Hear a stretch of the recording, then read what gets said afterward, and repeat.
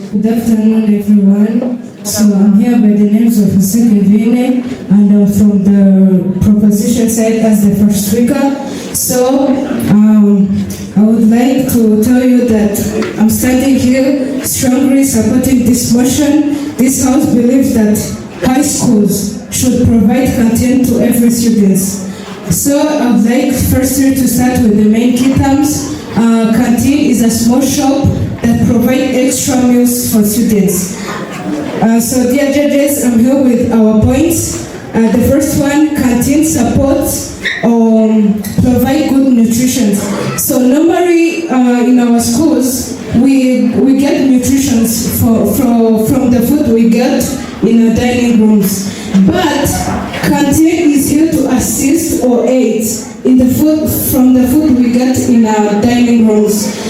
It's not here to replace or say that the food we get in dining rooms is not much, but it's here to help or provide good nutrition or either energy or growth for students. The second point, canteen prevents sudden skipping of students out of schools. So nowadays, students are skipping out of schools, searching for those donuts, biscuits, sodas. So canteen in our schools is going to help them to not escape, to not skip for sometimes searching for those donuts, searching for those biscuits, but it's here to keep them in school, focusing on their studies, not just always skipping. So, dear judges, how can a student focus in a school, in his or her class, within her mind or his mind, say, I'm not satisfied for the food we are getting in the dining rooms, but canteen is there to help her to focus in her studies, to focus in class, and also increase her improvement in class. So, canteen is here to help either in his academic performance or in his growth. So thank you. That was my point. First speaker on a person. Okay, murakoze. Amazina yanjye ni Muhirwa Sharif, nkabanje kuvuga ibyo mugenzi wanjye yavuze mu Kinyarwanda. Okay, twari turi ku ngingo ivuga ko kantine ku ngingo iri kuvuga niba kantine zabashwa kwemerwa mu bigo by'amashuri yisumbuye nubwo byari byose. Yasobanuye kantine icyo ari cyo, asobanura ko ari iduka ritanga ibiryo byiyongera ku byo tuba twafashe mu byumba dufatiramo amafunguro. Anatanga ingingo ye ya mbere yemeza ko ibyo ari kuvuga ari byo, atanga ko byunganira mu byo tuba twafashe mu byumba turiramo. Kantine itanga ibiryo by'inyongera ku banyeshuri, bityo bikaba byafasha n'abanyeshuri kuba bafocus baba ko concentrated mu ishuri cyane, bigatuma batarangara, bityo bigatuma n'amanota y'abanyeshuri yiyongera cyane. Thank you very much. By the name is I'm the first speaker from Team Opposition. Actually, I will start talking about the definition of the canteen that have provided. It is a small shop that provides extra foods. But according to the Laguna Dictionary, a canteen is a small shop that provides extra desired food to students, especially because they say it will be provided to school. Okay.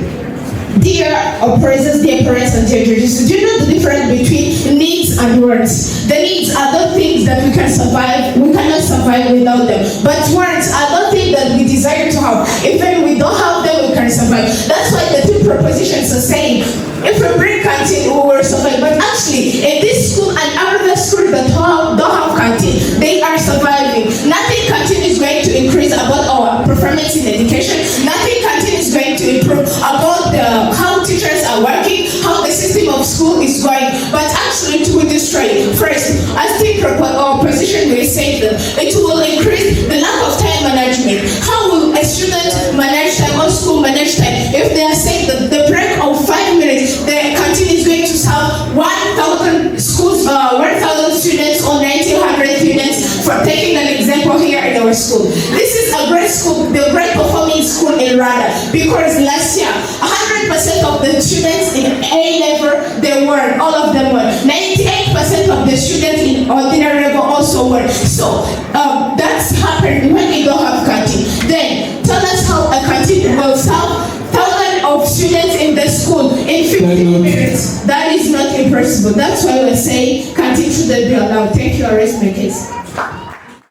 amazina yanjye muhire biga mwaka gatandatu imibare ibinyabuzima ndetse n'ibitabo. Mugenzi wanjye yavuze ibintu byinshi. Ikintu cya mbere rero yavuze ubusobanuro bwa kantine.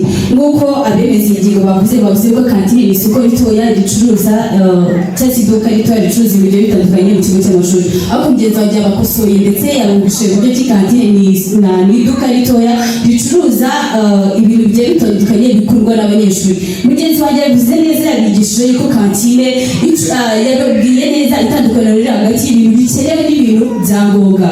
Babyeyi bacu ndetse namwe muri gukemura izi mpaka nagira ngo mbabaze se muzi itandukaniro riri hagati y'ibintu bikenewe n'ibintu bya ngombwa.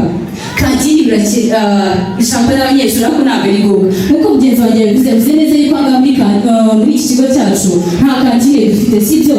Ni abantu benshi mwize ahangaha mwabayeho neza kandi mwaratsinze, nta kantine mwari mufite. Nibaza ngo iyo kantine izabafasha yuko mugenzi wanjye yabivuze, izabafasha imyigire yanyu. Hari cyane murakoze cyane. Ikindi mugenzi wanjye ukabisobanuye neza yavuze yuko iyo kantine nta kintu na kimwe izaza kubafasha. Bavuze ko izabafasha mu mitsindire yabo, ariko nagira ngo mbaze point. Urakeka gufata keke nkayirya bizatuma solvinga ishimi neza? Papa wanjye arabizi igisubizo ni oya. Nk'uko mugenzi wanjye yabivuze, kantine nta kintu izagufasha mu kuturangaza, kuko mu bigo byinshi by'amashuri turabizi neza ko kantine ituma abana bibana, igatuma abana babeshya. Papa wanjye arabizi neza, akunda kumuhamagara mubeshya ngo ati ndarwaye kandi narwaye. Mbabarire ko babivuze ariko niko kuri. Mwamweshya mudarwaye ariko narwaye. Kantine nta kindi kintu ituma abanyeshuri bakuretse kubeshya kwibana ndetse no kumva yuko abana ntabwo baringaniye. Niyo mpamvu turi tubakanije kuko ntabwo dukeneye kantine ibikorwa n'ikindi byose. Yaba Mariya mu Rwanda yaba ibigo by'amashuri bindi, niyo uzi neza ko umwana wawe hari n'ikindi kigo yigamo gifite kantine, nagushishikariza yuko wamugana kuziranga. Murakoze cyane.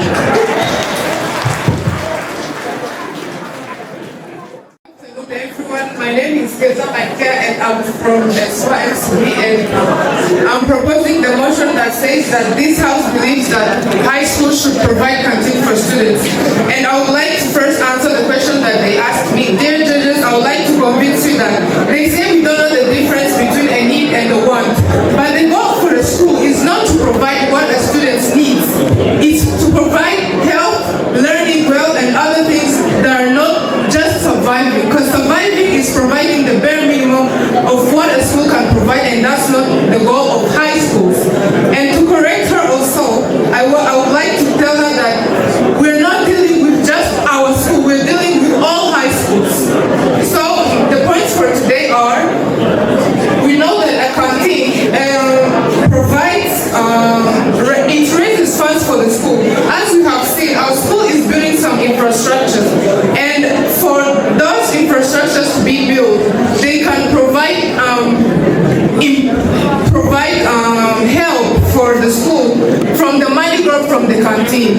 And also it enhances social interactions. Like, you know, we have to be friends with students that we learn. We have to love each other. So you didn't come here to die for no one. You have to love each other. If you went there, it doesn't mean all parents have money to pay for the canteen. So you have to love each other and provide for each other. If you're going there, you have to bring your friend or your family to go there too. You have to love each other. Dear judges, I would like to convince you that a canteen is not just to provide what a student wants, it's to provide their needs also. Because we have some students who have medical issues, like stomach aches, and for high schools, most of high schools, they don't provide things that can cure that stomach ache, like the canteen can provide that. So I would like to convince you, the audience, I'll rest my case. Murakoze. Ku bintu mugenzi wanjye yagiye kuvuga, asubije uruhande, asubije opoza side neza cyane, ari kubabwira ko kantine, yego kantine akenshi yavuze ku bintu bijyanye n'ubujura, ariko n'ubu ngubu abanyeshuri baribwa ku isi hose, kandi ntabwo muri iki kigo kuba biba ntabwo gusa ari kantine tugera nayo tugera, ariko n'ubundi bujura buracyahari. So ntabwo kantine izazana ubujura. Okay, ikindi kintu bavuze ngo ku bijyanye n'imitsindire y'abanyeshuri mu ishuri, twebwe ntabwo twavuze ngo kantine izaza ngo yongere amanota. Yego ntabwo tuzabona kantine ngo amanota yiyongere, ariko umunyeshuri najya mu ishuri ashonje ntabwo aziga. Na rero kantine iri hano kugira ngo niba umunyeshuri yavuye muri refe adahaze ajya muri kantine yongere ahage, ajya mu ishuri abone gukonsentratinga, abone kugira amanota yisumbuye. Ntabwo twavuze ngo kantine iraza umunyeshuri ayirewe abone kujya mu ishuri abone gutsinda.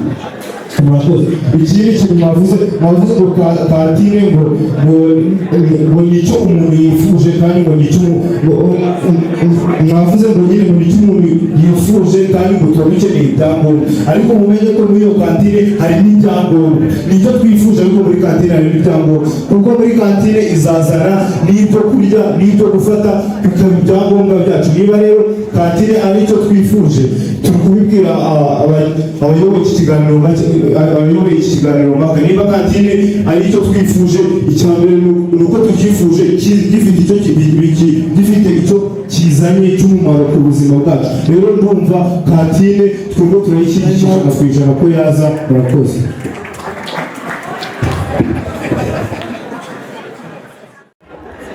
High school should not be required to provide canteens because the policy is too expensive, unnecessary, logistically, and can actually harm students' health, school budget, discipline, and academic focus. My name is Bertus the friend. I am here to oppose the motion which was stated by fellow colleagues. First of all, I have the points which states that canteens do not guarantee good food. For example, canteens often serve unhealthy, low-quality food, leading to obesity and health problems. Evidence. Ladies and gentlemen, a review in the International Journal of Environmental Research and Public Health found that many schools canteens worldwide serve too much sugar, too much salt and processed food, and that the proposition said that in the canteen there is meat, but it's not true, because those meat which they are thinking about, there is too much salt, too much sugar, which can even harm yourself. High cost and financial burden. Dear judges, breathing and running canteens is too expensive. The second speaker of the proposition say that the school is breathing, they will the money, but breathing the house does not mean to invest students during the canteen so that you can bring a canteen and the students go to bed. No. Logistical problems and hygiene issues. Dear judges, canteens are extremely hard to manage and often unsafe. Risks: food poisoning, poor hygiene, dirty kitchen, and lack of refrigerator. Evidence. Dear judges, who reports thousands of cases of food-borne diseases about break originating from the school canteens yearly? Solutions instead of canteen. School can provide healthy snacks like fruits, water, milk. Schools can provide healthy sandwich, nuts, yogurts, and fruits, as it's like a program here at school. Every Sunday we eat bread. And thanks, I rest my case. Murakoze cyane, bikomeje kuryoha. Bavuze yuko kantine izafasha abana badahaze, babwemerere badahaze guhaga. Bikambira abazira ababyeyi bacu namwe bakimuramaga. Ni gute umwana wawe uzamutoza kudahaga, ukambwira buri gihe uzamumenyereza ko mu gihe atahaze hari azaba ari itekerezo kurya, hari azaba ari bisize kurya. Yibaza ko umwana uri kumureba gute? Mutubwire. Ikindi kintu batubwiye ngo kantine zituma badaturuka gute? Nitwibagize ko muri twe hari abaturuka bagiye gushaka inzoga. Siko bimeze, siko bazi. Hari abaturuka bagiye gushaka inzoga. Yibaza ngo kantine uzazana muri iki kigo cyangwa mu bindi bigo by'ama high schools bazafata ikeri byeri bazishyire muri kantine kugira abana baturuke. Yego umwana niba asanzwe guturuka kubera ko ajya mu inzoga azongera turuke, sibyo? Ntabwo kantine umwana azahita guturuka ngo nuko ngo wazanye kantine, ibintu ntabwo bishoboka. ugerageze mu bikosore muri sayansi. Ikindi kintu kantine twirengeze yuko kuko mugenzi wanjye yabivuze izatuma habaho umutwaro cyangwa se umubyeyi ukoresha. Murakoze. Iruhande rwacu yavuze neza yuko kantine ngo abantu baturuka bagiye kunywa inzoga ibikiri byinshi bitumvikana ntabwo byumvikana, ariko najya bamenyesha ko ikintu cya mbere niba umwana yaramenyeye gutoroka agiye gushaka inzoga nk'uko nabikubwiye ntabwo azahita gutoroka ngo urwaza ajye biswi muri kantine. Sinzi niba uzi itandukaniro hagati y'inzoga na biswi, siko bimeze. Ikindi kintu uko mugenzi wanjye yavuze neza ko aho kugira dufate kantine tuyishyire mu bigo by'amashuri twagereranya wacu mwiza dukunda cyane aranga twavuga ati dushaka amata, reka kwa gatatu tujye tunywa amata buri wese akabona amata, sibyo? Ibyo byafasha abana bose kubona amata aringaniye bakumva yuko bose bari ku rwego rumwe. Ikindi yavuze ngo hakurya dufate kantine tuyize twavuga ngo ku isabato tuzajya turya imbuto, sibyo? Niba ari imineke buri wese akabona umuneke we ku rwego rungana, ku buryo nta mwana uzavuga ngo ntabwo ndi ku rwego rumwe na mugenzi wanjye yagiye muri kantine yaguze ibigi ariko njye ntabwo yagiye muri kantine. Aho ngaho buri wese avuga yuko afite uburenganzira bwa mugenzi we. Ikindi kintu mugenzi wanjye yavuze yuko iyi kantine izatuma turamutse tuvuze ngo niba dufite itanda wacu tukavuga ati murakoze cyane. Amazina yitwa Iranzi Umwana, nkaba niga mu mwaka wa 3. Nizere ko ibintu byari bimeze neza, twitekerejeho tubona ko tugomba gushyiraho ikiganiro mpaka tukareba uko ibintu bigomba kugenda mu kigo cyacu tukifatira n'umwanzuro. Nkurikije ibyatanzwe n'ibyavuze na bagenzi bacu, bagerageje bose kubaka ingingo zabo bashyira hamwe. Uruhande batsinze ariko urunguru batsinze cyane. Muri make abegukanye murakoze cyane. Azire ikirere murakoze. Yeah, this house believes that high schools should provide canteens for students. So it was not intended to bring this debate because parents are debating on it. This is a culture that we have here at school of promoting public speaking and confidence in students. So this debate was not for only today, but we do these debates during lunchtime, over the weekend, even when we get time in evening hours, we hold such debates. So we are doing so to promote these students, not only these ones, but we have a large number and every student is allowed to be in our group. So I think you have seen them. That has been a debate for last day. Even parents, I heard that they have been debating on it, that canteens should be here or not. So I don't know. Now the ball lies in your hands. You can also debate after these ones. Have a nice meeting. Thank you. Umwarimu udufashije kuvuga mu ncamake ibijyanye n'ikiganiro mpaka. Muri make yatubwiye ko yarari kutubwira ko iki kiganiro mpaka cyabaga ko kibaza se cyaba ari ngombwa ko hashyirwaho kantine mu bigo by'amashuri. Ntabwo rero ikiganiro mpaka cyashyizweho uyu munsi ngo bakore ikiganiro mpaka uyu munsi gusa, ahubwo ni gahunda dusanzwe tugira hano ku kigo cyacu mu rwego rwo kugira ngo tuzamure ubumenyi bw'abanyeshuri mu bijyanye no kuvugira mu ruhame aribyo twita public speaking. Rero bikorwa mu masaha ya saa sita lunchtime ndetse n'andi masaha yabugenewe tugenda duhitamo. Ntabwo ari itsinda gusa rero rivuga cyangwa se rijya impaka, ahubwo hari itsinda rinini ry'abana baza muri ibi biganiro mpaka kugira ngo gahunda ari kugira ngo bakomeze kuzamura ubumenyi bwabo mu kuvugira mu ruhame, cyane cyane nk'uko twabivuze ko duteza imbere cyangwa se dupromotinga indimi z'amahanga. Rero ni muri urwo rwego ibi biganiro mpaka biba bihashye. Bavugaga kuri kantine, hari ababyeyi babibaza kuri icyo ngicyo. Ndibaza nk'uko bagiye babivuga, mwagiye mukuramo n'ibisubizo. Kantine yuko hari byinshi zigenda nabo bivugiye ko igihe hari kantine umwana ashobora kwiga imico yo kubeshya, akabeshya kugira ngo abone ifaranga. Umwana ashobora kwiba mugenzi we, umwana ashobora kugira gute, ashobora kandi kuba yakwiga n'andi manyanga ashoboka yose kugira ngo abashe kubona ayo mafaranga, bidakuyeho kandi ko hazamo n'ikintu kimeze nk'agasumbane. Ibaze rero umwana wawe ari hano, abandi bari kurya neza, aho bari aho ngaho, icyo gihe umwana hari ikintu bimuremamo gituma adashobora kumva ari muri sosiyete nziza. Babyeyi rero turabashimiye ko mwakomeje gukurikirana gahunda zacu, ndetse dushimira cyane n'aba bana badufashije muri ikiganiro mpaka n'abarimu baba bari hafi. Dukomeje rero gahunda yacu, tugeze mu mwanya mwiza.